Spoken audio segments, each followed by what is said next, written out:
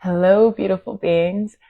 I am so excited to be starting off this new series with such an extraordinary human. So, Revolutionary Rich is one of my signature programs that became something that it just has a life of its own. It just continued to grow and to build and to evolve into really a huge aspect of the body of my work.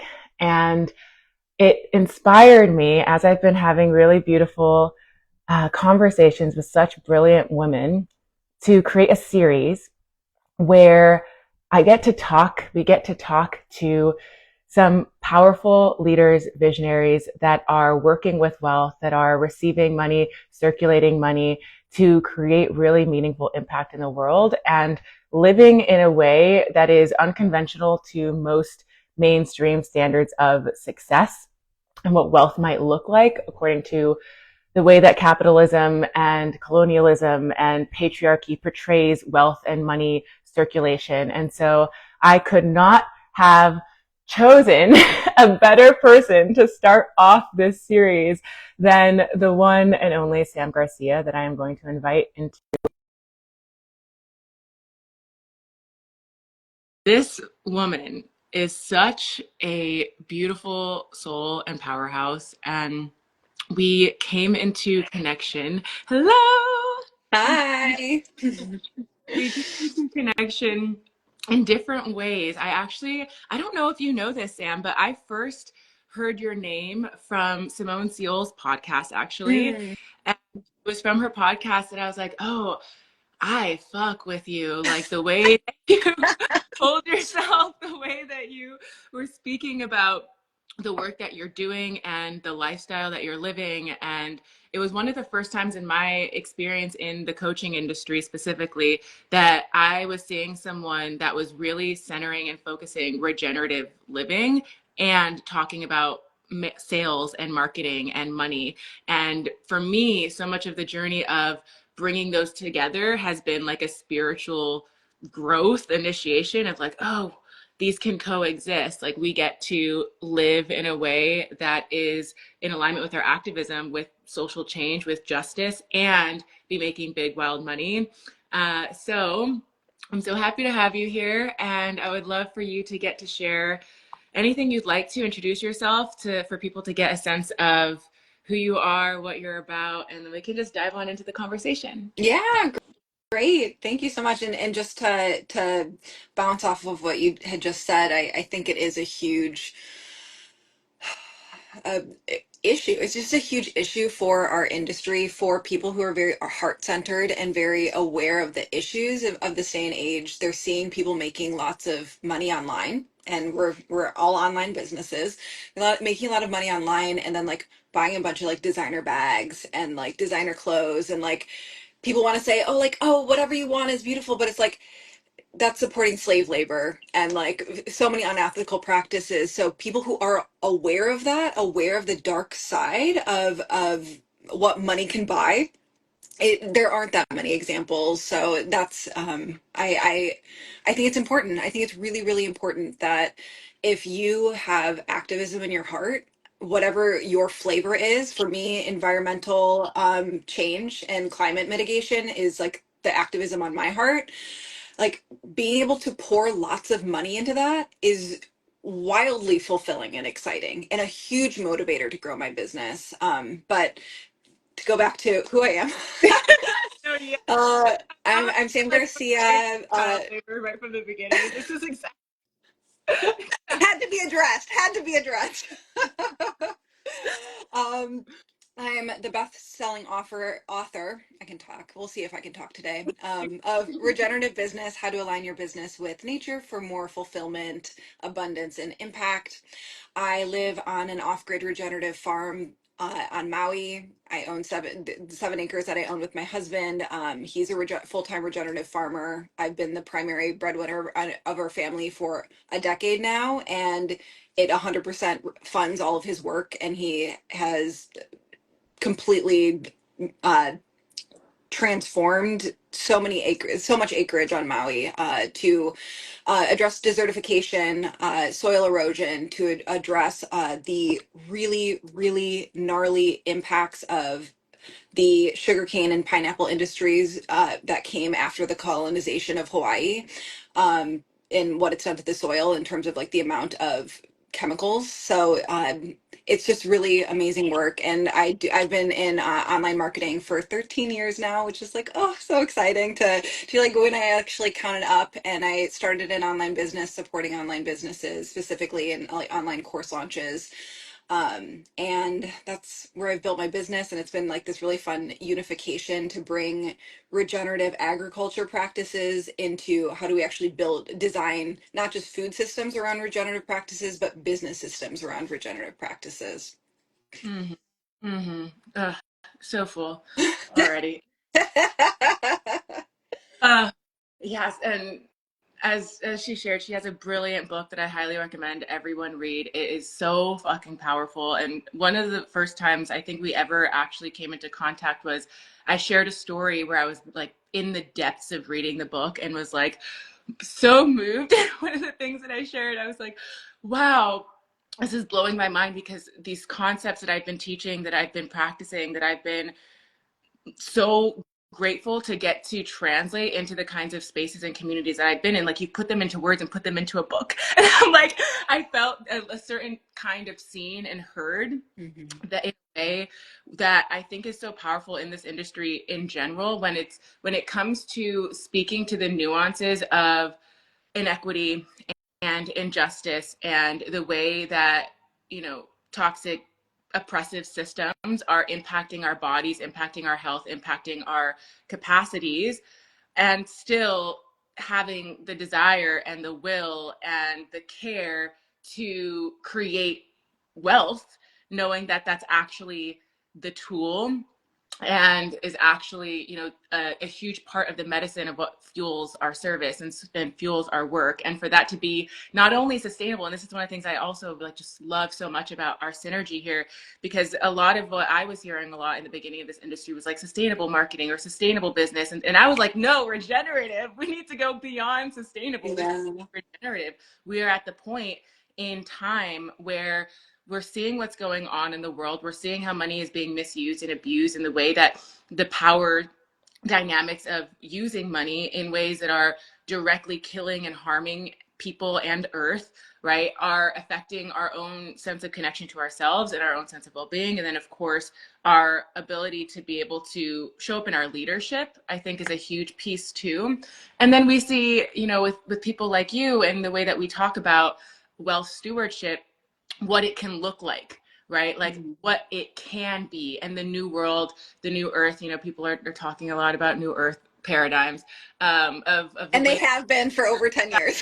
I'm like this. Same That phrase. it's funny how those things like they feel so taboo because they're talked about so long, but they still mean something. They just kind of lost, I think, a little bit of the juice there. But yeah, so creating ways in which money stewardship can feel beyond sustainable but feel regenerative, and in our businesses.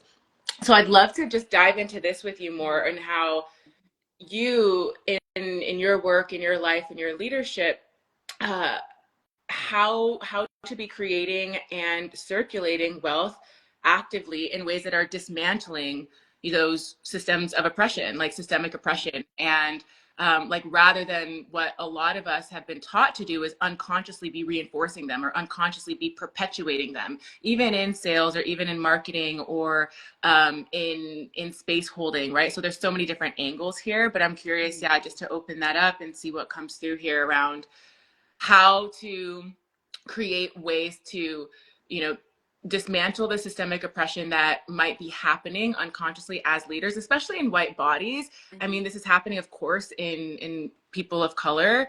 Like we perpetuate these systems ourselves too, but also as white women, Mhm. you know, how we can be bringing new pathways of allowing for business and for money to be regenerative in the way that it's being circulated. Mhm. I mean, it's on the very basic level of, okay, we have to like look at the money coming in and we have to look at the money going out, right? there's the how are we bringing money into our world, and how can we make it feel the best for like we all know what feels good in terms of like not feel good in the way of like, ooh, lots of money coming in, yay, but feel good in like, I feel like I'm being ethical, I feel like I am being honest, I feel like I am doing good work, I feel like I'm benefiting people, I'm seeing the results of that. And then on the other side of it, where's my money actually going? uh is it just going for me and my lineage, or is it going towards my community? If I am a transplant from my ancestry, am I doing the work to actually support the indigenous people of the land that I'm on? um and it's okay, my brain wants to go into a bunch of different places, but when I right after college, I remember I was working at a permaculture design space in Michigan, and recognizing that permaculture is pretty much whitewashed indigenous practices of how indigenous people use land. So naming that. But the owner of the company was like very adamant about like nonprofits not being the way to go. And when we're actually, and it's always stuck with me. I don't think there's anything wrong with nonprofit. I mean, not going to go there. I have always seen so much usefulness in being a for-profit company, where you're in complete control of how the money is used, and you don't have a lot of people telling you how to use your money. I mean, which is like, that's also a bad side if you're using money, but for good-hearted people who want to do good work with it, it means that you can do the same exact level of cultural change, community change through your for-profit business as you could any nonprofit. And then you don't have like all the legal parameters around it that are telling you like, oh, you have to like check with the board on everything, oh, you have to like do the funding in X, Y, and Z way, which I think is really, really cool. And on the other side of it, it is this separation of humans from money, in the way that like almost protected land is also separating humans from earth. Mhm. So if we're seeing nonprofits as like, this is the only good way to do business, you're only like, if you're a nonprofit, you're like, you're free, you're like, you're doing, let's elevate them, let's put them on a pedestal, when it's really like they're completely and totally, I don't want to generalize, but a lot of nonprofits expect their workers to be severely Yep. underpaid because they're working for the mission of the company, and it's like, oh, that should be good enough. Yep. Like that feel good feeling should be good enough, Yeah. instead of like not actually making enough money to survive. I But it's think there's a separating out of like, nonprofit. profit is bad, money is bad, like over here. So being a nonprofit, that's the only good way to do business, when really like, if we can be like, okay, money is one of these ways that we've constructed our human relationships in our current society. So how do we use it as this tool and alchemize it? Okay, if even if money has this horrible track record, can we be the alchemists to like actually do amazing things with it in the world? And I'm gonna stop talking because I'm like I'm caffeinated and babbling. I love it so much. I have a feeling like we do the same thing where we get really excited and then kind Yeah. of can go so many different directions. Like, where did I come from? I don't know. Somehow I manage most of the time to come back full circle. So I'll help you there if you need it as well. Yeah, so good, so rich. And I think, okay, so I have a lot of experience in the nonprofit sector in the different ways that I was working in that world years ago. And then one of my close friends, she's a program director from a nonprofit. And so I feel like the truth and the reality of, you know, the difference between people who have good hearts and want to create big change, and um, and are stuck in these different states of survival or states of scarcity that are very much a product of these systems, of Yeah. course, that want to exploit and extract, right, like Mm-hmm. from our own life force energy. And then the difference that we get to experience, of course, once we step into different levels of financial freedom and different levels of financial power. And one of the huge things here about this Revolutionary Rich series and interviewing millionaires and talking about, the journey into the depth or the height, I guess is one way to put it, of, shifting and alchemizing relationship with money to land in the place where we're able to then serve from overflow, from wild overflow, from where it's not coming from that place of extraction or exploitation, or where it's like depleting or draining, and it's actually allowing for the way that it's giving back, the way that generosity is being circulated out into the world, is coming from that fullness. And so, that being said, you know, there are people that are on one side of the spectrum and like moving towards the other side of the spectrum.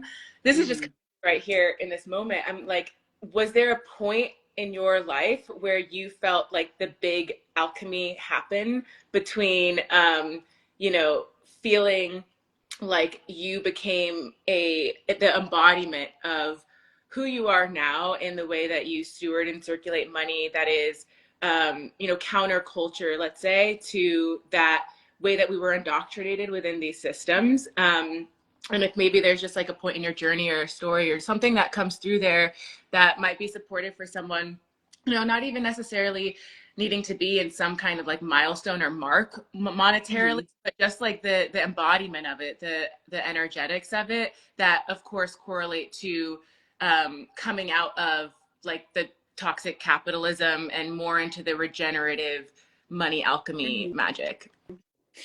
I mean, okay, I have two answers for, or like two different displays of this. The first one is I have just always felt this way. When I got into the environmental movement, it was so a part of the food, like changing the food systems is really around your dollar matters, and where your dollar goes matters a lot. So that kind of from the beginning, that was before I ever started a business. Like there was just drilled into me this awareness of where I spend my money is significant. It's like it's how you vote with your dollar. You like it's a part of the languaging. So it's been a part of the every step of my journey is this awareness of where I spend my money makes a difference. It is significant.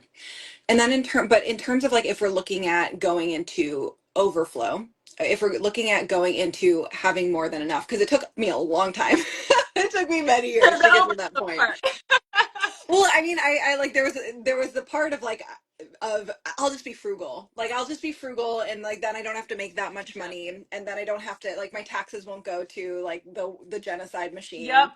Um and and it wasn't in this is why I'm actually really grateful for the online coaching space, is having a lot of people and being in that echo chamber where a lot of people were talking about how making money isn't bad, and how a lot of public examples of people, of women making great money, and and not necessarily doing good stuff with it. Like you don't see that many people doing good stuff with it. It's just like they're talking about how much money they're making.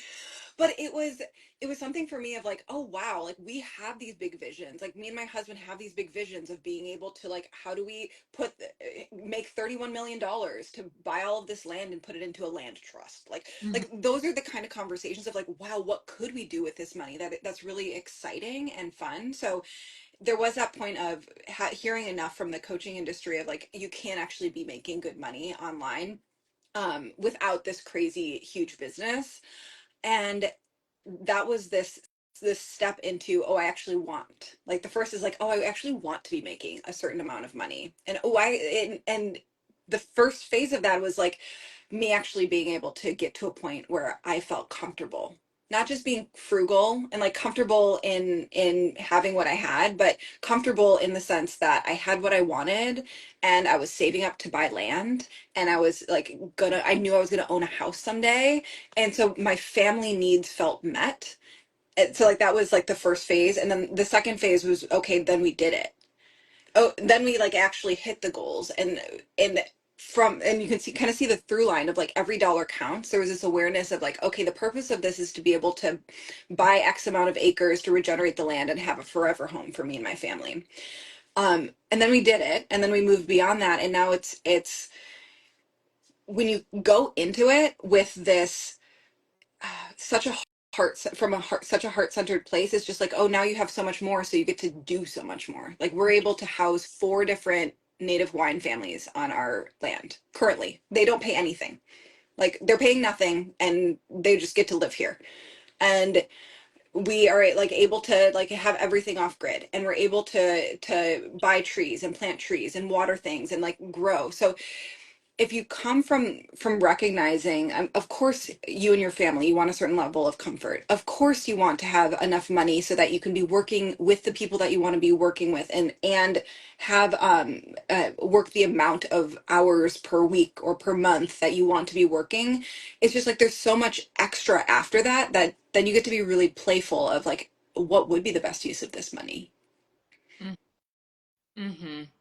Yeah. And I love this so much around this piece that I think gets forgotten sometimes in the conversations about wealth in this industry. And, you know, how you were talking a little bit before about people like, oh, yeah, making all this money, like, where is it going? You know, like, Yeah. there's who I love and respect, but she said something once that was something along the lines of, I don't care where my money goes after I pay someone. I'm like, I do.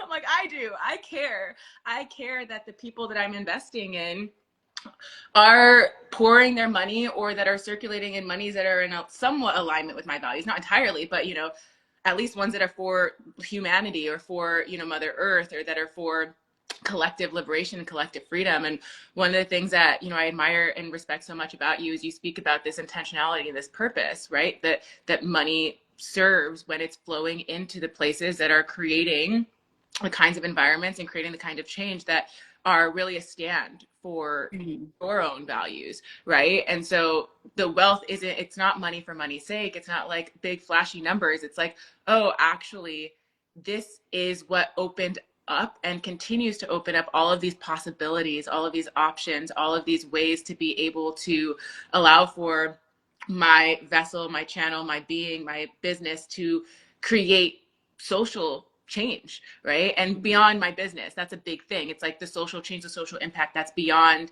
you know, the people that I'm directly serving in my coaching containers, or in my, you know, my packages, or in my products, or even my family. But it goes from the micro to the macro. It's like, yes, this is Mhm. serving local community as well, directly, and the local, you know, the land that I'm on directly. Mhm. And then we see how those things ripple out into, you know, the larger like macrocosm. And Mhm. so thank you, I love you. And, you know, naming this, I love how we're just calling it out, you know, the way that money and wealth is talked about, and people aren't, a lot of the time they're not talking about where it's going, they're not talking about Or they're talking about where it's going, and they're like showing cars and bags. yeah, exactly. Yeah, or it's going towards materialism. And, you know, I don't believe there's anything wrong with materialism in some ways, and in other ways it's like, yeah, what is this funding?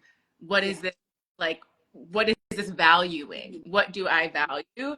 And, you know, that's a whole ass fucking No, conversation. but like, let's look like a few steps beyond. Is like, you can spend a lot of money on beautiful clothes that are ethical, and you can spend a lot of money on beautiful clothes that are not ethical. Like, there is a difference. Yeah, absolutely.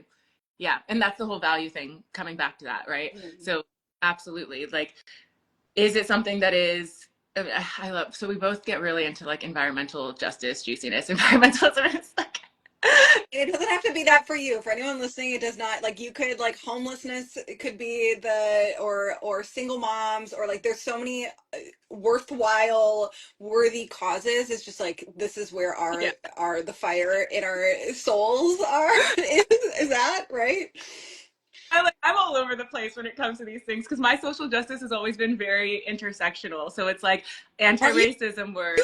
aren't you a Cancer too? Sure. Yeah, so Yeah. So environmental it's probably also a part of it. Like, just the heart is so open. things. I was like, oh my God, all of them are connected. I remember this moment. It was Yeah. like the first time I started any kind of like entrepreneur endeavor. I started a company back in college. It was called One and All, and it was using art for activism, art for social change. And I was realizing at the time, I was like, it's all connected, like environmentalism and capitalism and sexism and genderism and Yeah. ageism. Like, and I was Yeah. like, all of the things. I care about all of the things, Yeah. and they're all connected, and they all, you know, like, whatever we're feeding into any of them feeds into the other thing. And so once we realize that, it's like, and then when we So start I'm to curious, you saying they're all connected, like, yeah. did that make you notice a specific leverage point of like, oh, if we actually change these few things, it actually ripples out into all of these things? Ooh, you know what? I haven't. honestly thought about You it should in that way. think I about it. like biggest thing, I think that's why I became like so passionate about money work, because I was like, that's kind of the root of it all. Like Yeah. if we're not feeling safe and secure or free in with money, right? Like, and then all of the reasons and barriers that there are to not feel safe and free and liberated with money, then all of the rest are, of course, going to continue to keep us down or keep us suppressed or oppressed or not able to feel in our true power.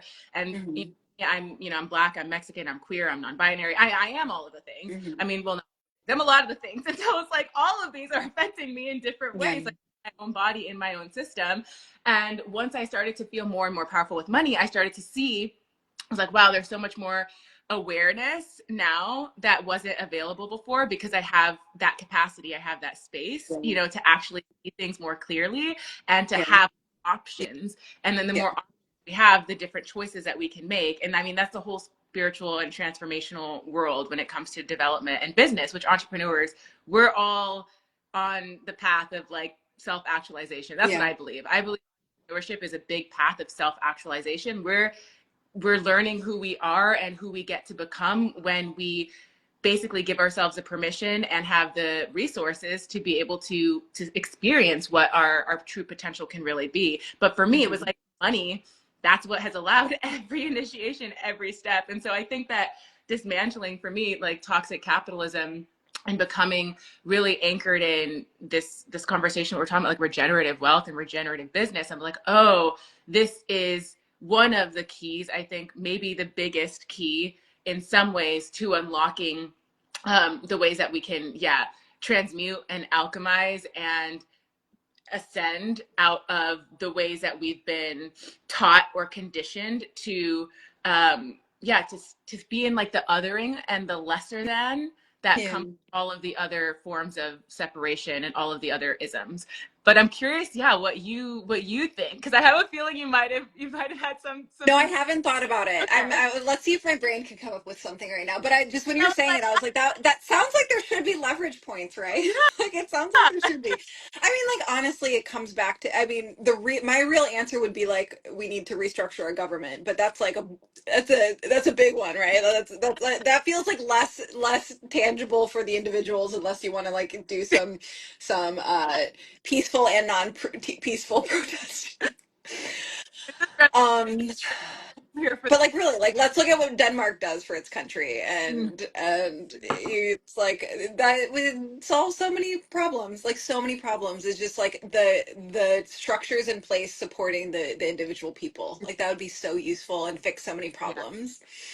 But why, when we can be greedy and hoard and just use other people's land and resources and I create mean, more it's like division? it's a spiritual disease. Like it's a It is. soul. That's a soul level Oh yeah. disease, right? Like there's a difference between like people who are billionaires and like still are mistreating their workers and not actually there's no overflow there at all Mhm. versus you becoming wealthy and living comfortably and like changing the world through your wealth. Like there is a difference there. And That needs to be that's underlined. the whole point of the series, actually, Yeah. is to speak to that difference and to Hmm. illuminate, amplify embodiments of that difference. I Hmm. love that you brought up Denmark, because that my ex is from Denmark, and I moved to Denmark with him, and I got to experience that culture and that Oh my environment. gosh. It blew my mind. I was like, whoa, this is a utopian universe. I'm like, everyone is like happy, and not obviously this is a big generalization, but like Yeah. happy and taken care of, and the government actually gives a shit. And yeah, Mhm. it was a trip to actually be in the experience of a culture that that wants you to be well versus ours. And coming back to this thing that we were talking about before around uh, uh, creating.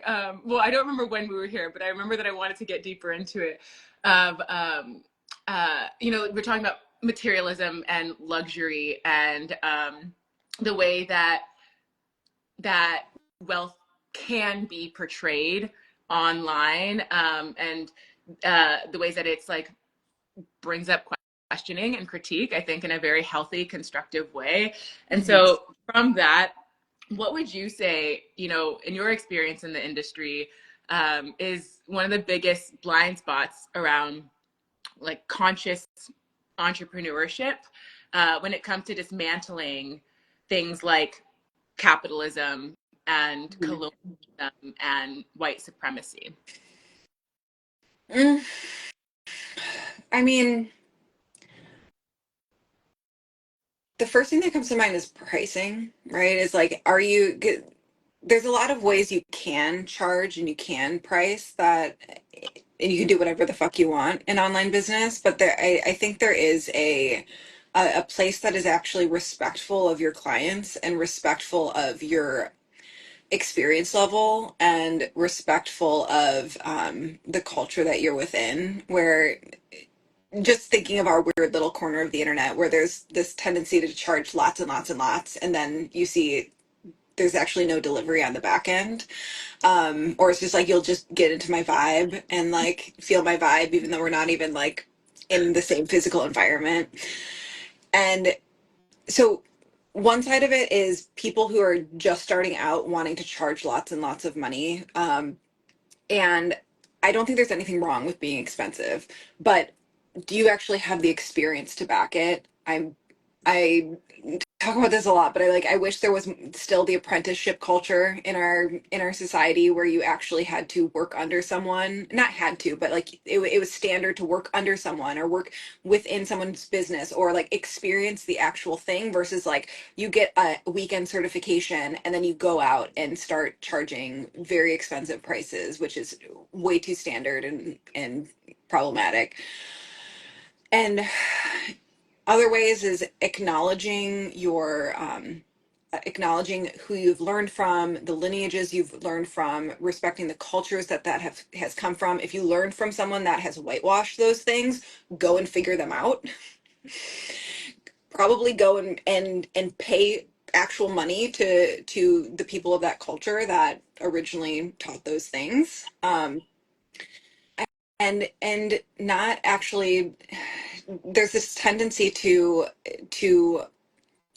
hide, like women and people of color have been washed out of our history, right?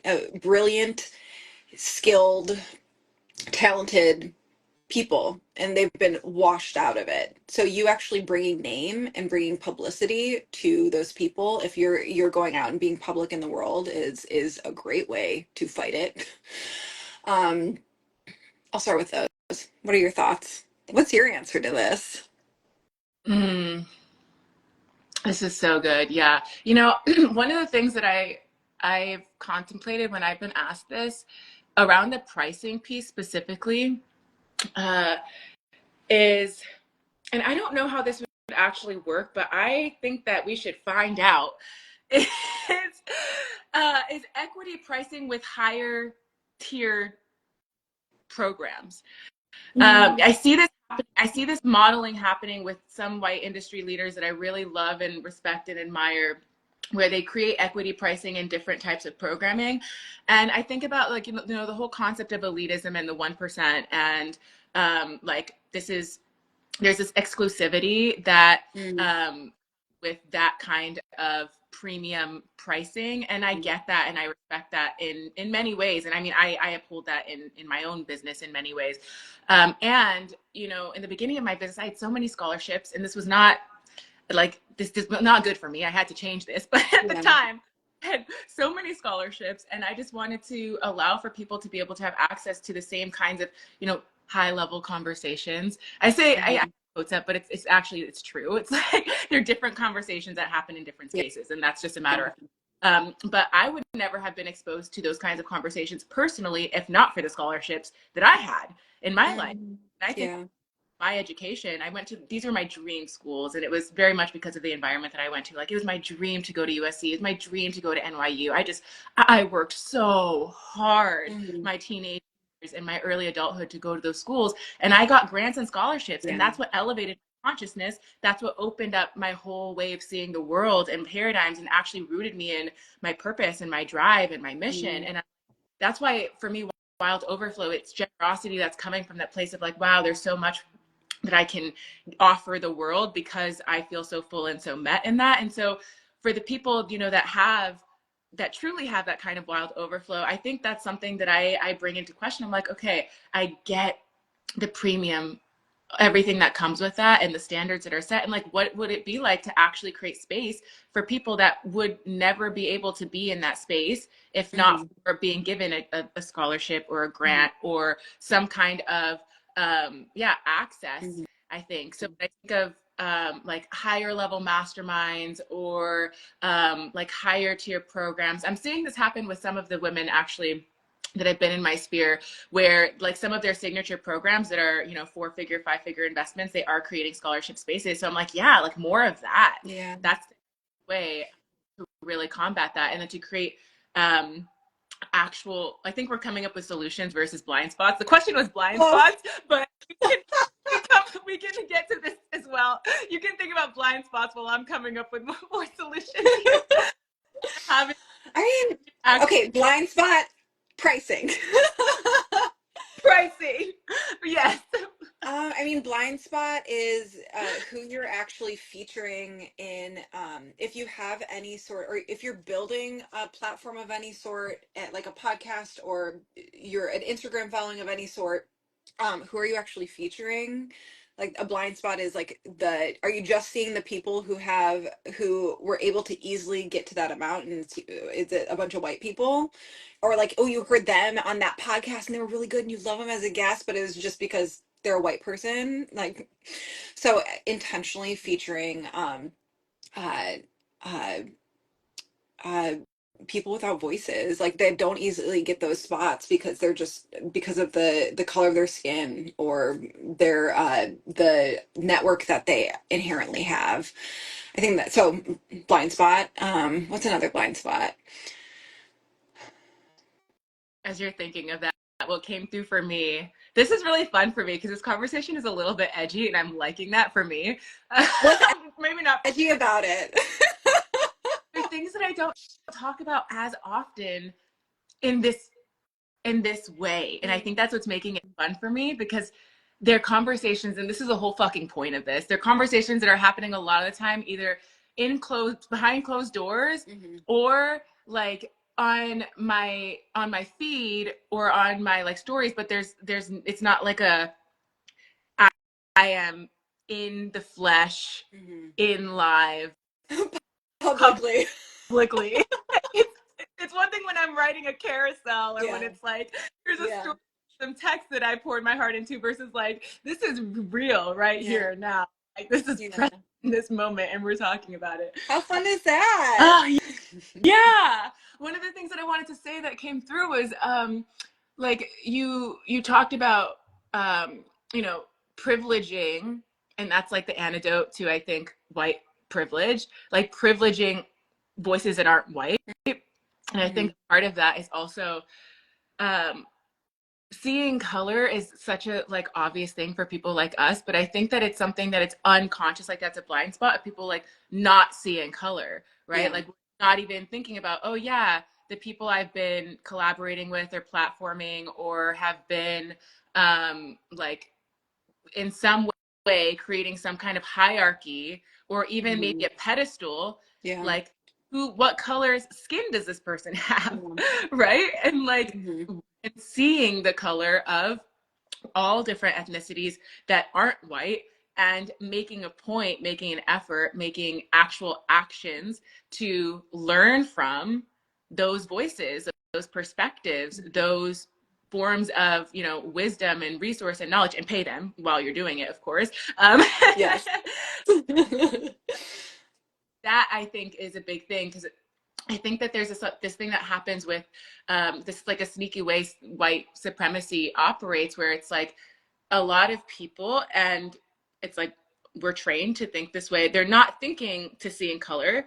And so it's like, oh yeah, we're all the same, we're all one. And it's like, yeah, no, we're all different. Yeah, we're all one. And there are specific, you know, barriers and like wisdom and challenges and just a wealth of like magic in medicine that exists in all of our bodies, of course. And with women of color, we are the ones that have been extracted from, Mhm. exploited from in those specific ways. And even in this industry, when we're talking about like, you know, your focus is sales and marketing, and your whole, the way that I experience you, your whole like embodiment of your leadership is social change, right? And I think that all of us who care about our community, who are in the service industries, like we want social change, but then there's a lack of acknowledgement of who have been the ones historically that have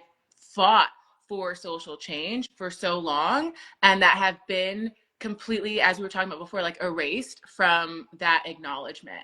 And you know, we're talking about regenerative money and regenerative business, and we were bringing in before of how these are indigenous practices that have been existed for such a long time.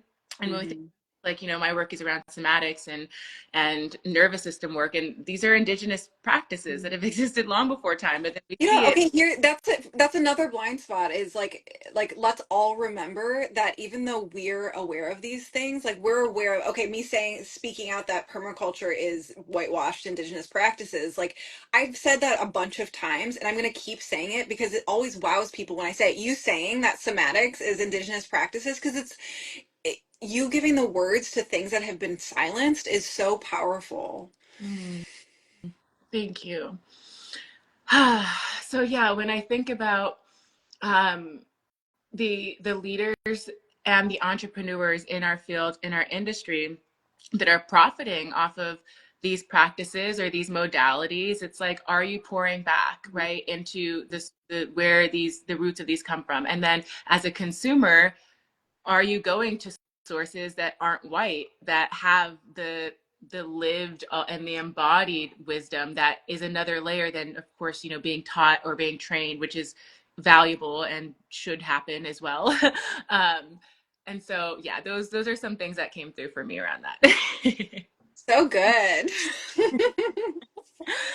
uh, okay, so we talked a little bit about this, but I'd love to like come back and see if there's any more that wants to come through here around using wealth, maybe some like very simple or practical actions that can be taken to use wealth, use money for collective liberation. So beyond, you know, self benefit and like for profit, but to allow for wealth to be this tool that's not as focused right on personal or individual gain. And in my world we talk about like we're all lineage liberators, and so it's like, yes, we're here for that. And when we want to take it to a bigger like a bigger why in a greater mission, I'd love to hear what you have to say on that.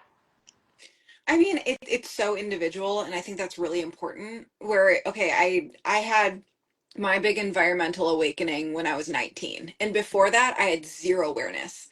And it came with a fervor out of what felt like nowhere. And I remember being like looking back at my high school experience and being like, there was a recycling club at my high school, and that was like, did it just like flew over my head, like didn't touch me at all. So, if you haven't you're either someone who's here who you know what your thing is where you're just like it fucking makes you mad, like you're so upset and it riles you up around this problem, this issue with society. Like you either know what it is because you've like kind of had that, like whether from a child or you've been hit slapped with it in the face, or it's a problem that you've overcome.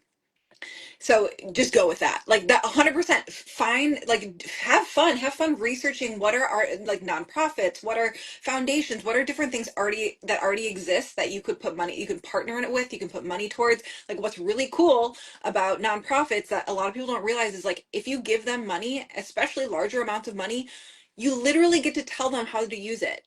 Like that's how nonprofit accounting works. Like they have to use the money the way that you tell them to. Like so if you have a specific project, you're like, this is what I want you to use the money as, and if you are actually putting more money, like larger amounts of money, you could actually partner with them on a specific project, and like that could be your thing. partnered with this nonprofit, and like you're not actually having to do it. You can be in your zone of genius. So like coming back to the regenerative business where like money coming in, money going out, or like recirculating, you can lean into, and this is what I like always grapple with, of like I'm not out there like farming all the time. My husband is, because it's really really easy for me to make money. Like I, it's in my flow, it's in my genius, like money coming in so easy for me because I've found my niche, I've found my thing, I've like built up the reputation, and so the money goes towards these causes, it goes towards this land, it goes to, and so that's just easy one, and the structures are already in place for that. And so partnering with a nonprofit is really great for that. Or if you want to have it as a part of your actual business, like you can come up with some like really epic, cool business models that your people will be so into and so into supporting. If you are not someone who knows what that causes for you, like what a fun assignment. It's gonna, like, you should go figure it out, because it's gonna make your life so much more exciting. In your business, it makes making money so much more fun when you're like, oh my god, this is where my money's going. Like you put dollars towards it, and that is gonna be a journey for you. I can't tell you what that Mhm. is. Mm. Mm. Mm. Yeah. Yeah. So good. So getting really clear on yeah, specific causes that um, you would want your money to be going to. And if you have the means, then allow for it to be fueling a specific project that makes you, you know, feel more connected to the creation of it. And then if not, find out, find out Yeah. where Like, yeah, and like we can't tell you what that is. Like that's 100% like it's like a follow your heart and soul sort of thing. Because like what I care about is different than what you care about, mm-hmm. and that doesn't make what either of us cares about wrong. And this is how we see wealth being for the bigger picture, right? So just to like Yeah. really this and name, right? It's like for people who have a lot of blocks, which I know I did, and a lot of people who come into my world do, and people who even, you know, they've reached certain levels of success but are working through like shame or guilt with that success. And you know, maybe you're at the place where you've hit seven figures or multiple seven figures, but even that is starting to have some stickiness or this ickiness, and allowing for the way that you're stewarding and circulating money to be something that actually like brings you so much more life and brings this excitement and brings this joy Mhm. by pouring it, stewarding it as a sexy steward Got into it. the kind of Yeah. work that is going to, you know, create long lasting change beyond your like microcosm sphere that a lot of us can, I think, from what I see, can stay in these little bubbles, right? And this Mhm. also connects us to the larger collective when we're thinking about things that are happening that are not directly outside our door, you know, like the genocide and ICE. And I mean, well, some people that is happening right outside their door, Yeah. but are listening to this necessarily. And like warfare, all of these things that are seemingly outside of our control, but we do have some power and we do have some agency in the way that we're showing up for it, the way that we're being active in where we are putting our vote, where we are putting our dollar. And this is just one way where, yeah, higher flows of wild overflow of cash, of revolutionary richness, of wild wealth gets to feel really pleasurable and Mhm. gets to light us up and gets to turn us on and lets us get into this place where leading your movement, your why, your mission it's so much bigger than you, not only in the work that is happening in your business, but in what your business is creating for the world. So thank you so much for bringing light to those things. I'm so grateful that we've gotten to dive in. I'm like, oh my goodness, there were so many other things that I wanted to get to, but I also know that we've already been chatting for some time here. So I want to give you some space to share um, anything else that is coming through, anything that you feel would really be valuable for our listeners here in respect to regenerative business, regenerative wealth, and money being used for social change and activism, dismantling, you know, these the ways that like toxic capitalism or the ways that like harmful systems show up in this industry, or maybe any like, you know, wisdom nugget or like drop of juice that can that feels like it is a good place to land and anchor in our time here. Anything that comes through is welcome.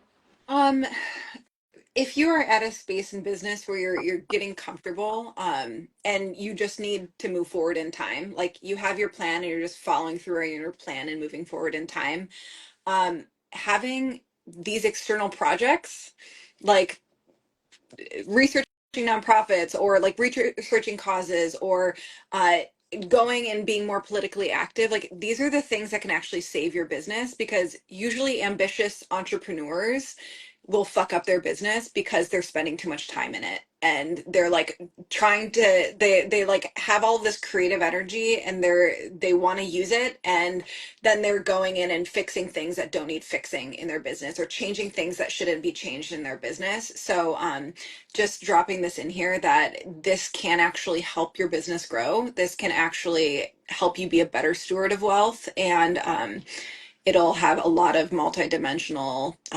benefits for you in terms of fulfillment, in terms of impact, in terms of the legacy you're leaving. Mm, such a good place to land. Thank you for this. And yeah, you can connect with Sam here. All of her stuff will be in the show notes. And did you want to share any other ways that people can connect with you or get to know more of your work? I know your book is obviously like what I would recommend as one of the Yeah, the books. best place to start. Yeah, the best place to start is just like go get my book. It's anywhere you can buy books, and there's also free chapters. It's like thedirtyalchemy.com/free dash chapters, I think. Something like that. So, or like DM me if you can't find it. But free chapters are a great place to start, or just get the book. It is it's all of this in one nice little package that you can binge in a single day. Beautiful. Thank you, my love. I'm so happy that we got to have Thanks for the invitation. This was such a fun conversation, and looking forward to many more. yeah, only the beginning.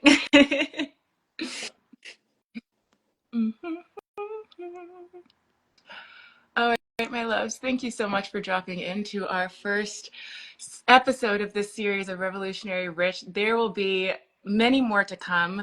The series is going to continue to be sharing wisdom and goodness from revolutionary leaders, millionaires who are using their money, their leadership, their richness to go against typical standards of success and to allow for business to serve this greater why.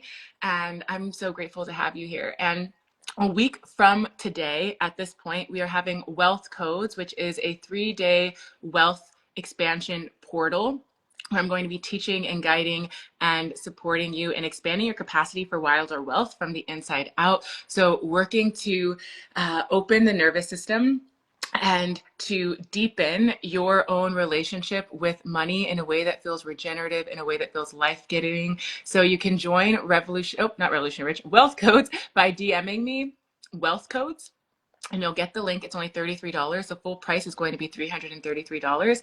And the specific thing that really felt exciting for me in this particular expansion portal is I'm surrounded by and having these really beautiful, meaningful conversations with 8-figure earners, and internalizing the ways that they have really grown and expand their money and impact, and then transmitting and pouring out the ways that you get to do the same for yourself, but through a nervous system, through a somatic standpoint. So I would love to have you join us inside of Wealth Codes, and I will see you for this next series, the next episode in Revolutionary Rich. Lesson up the rest of your week, babes.